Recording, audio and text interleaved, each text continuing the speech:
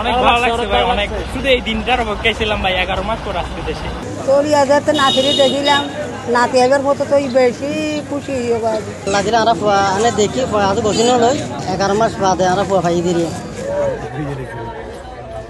মায়ানমারত চলতি সরকারি বাহিনীর লই বিরোধী বিদ্রোহী গ্রুপগুলোর লয় যে সংঘর্ষ, এই সংঘর্ষতন বাঁচি পেলাই সাম্প্রতিক সময়ে মায়ানমারতন দায়েরে বাংলাদেশত আশ্রয় লই 134 বিজিপি এবং সেনা সদস্য আজিয়ে তারারে মায়ানমার কর্তৃপক্ষের হাতে হস্তান্তর করছে বাংলাদেশে।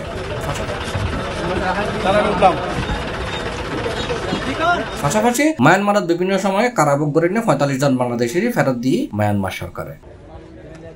জুন 9 তারিখ রোববার সকালে কক্সবাজার শহরের নুনিয়াছড়া বিআইডব্লিউটি জেডি কার্ডের যে প্রক্রিয়া শুরু হয়। এর আগে সকাল 7টার দিকে 134 বিজিবি সেনা সদস্যরে বিজিবি নিরাপত্তায় সার্কেন্ট মাসাদ করে বিআইডব্লিউটি কার্ডের জি লইয়া হয়। এই সময় তেলাহাত পুলিশ, বিজিবি, কোস্টগার্ডের মাধ্যমে নিরাপত্তা জোরদার করা হয়।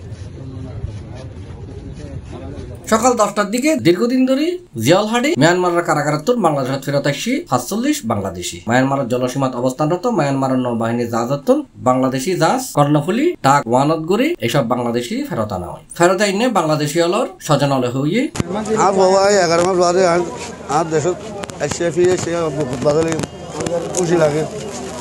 11 মাস বাদে আর কিছু নয়, শতানোর ভাগত করে গিলগে দিয়ে আর এখনো হই না পারি যাইবা বুড়ো মাঝে মোবাইলের মাঝে আইসে দেখি দিই মানুষের ধরলাই দালালে চক্রান্ত করি পয়েন্টের বালি তুরি তাহলে রাতিয়া মানে ফোঁয়ারে গিয়ে পয়েন্টের ফোঁয়ারে তাহলে দিন ঘরে খবর পাই দে মানে বুড়োর দ্বারা ভরে গিয়ে তাহলে জিওলত খবর পাই দে আর জিওল মাঝে তাহলে আজি জিওলত তো মানে বাংলাদেশে পৌঁছাই দিয়ে দিয়ে বাংলাদেশ সরকার জিয়ান বড় উপহার করছে। আমরা বাংলাদেশের নাগরিক, খুশি লাগে, খুশি, বেশি খুশি, হাজার হাজার ধন্যবাদ।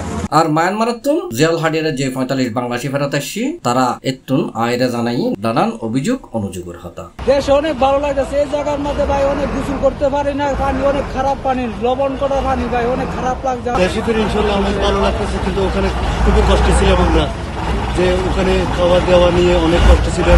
রেঙ্গুমে মালয়েশিয়া যাওয়ার পথে আমাদেরকে এরা ডেটাইনগুলো ওখানে আটকে ফেলছে, আটকানোর পরে আমাদের জেলখানে নিয়ে গেছে, অনেক খারাপ ছিলাম, এখন ভালো লাগছে।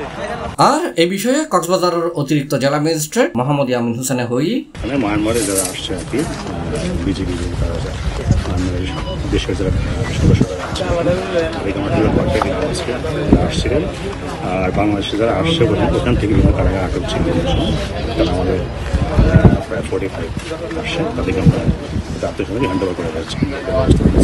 এর আগে এপ্রিলের 25 তারিখ দ্বিতীয় দফাত বাংলাদেশত আশ্রয় লেনে 288 বিজেপি এবং সেনা সদস্য মায়ানমারত জি ফেরত গিয়ে। এবারও তো মায়ানমারতন কারাভোগ শেষে বাংলাদেশত ফেকজিল 173 জন বাংলাদেশি। তারও আগে ফেব্রুয়ারি 15 তারিখ বাংলাদেশত আশ্রয় লেনে 330 জন মায়ানমার সীমান্তরক্ষী বাহিনী, সেনা এবং কাস্টমস কর্মকর্তারে মায়ানমারত জি ফেরত দিল বাংলাদেশে।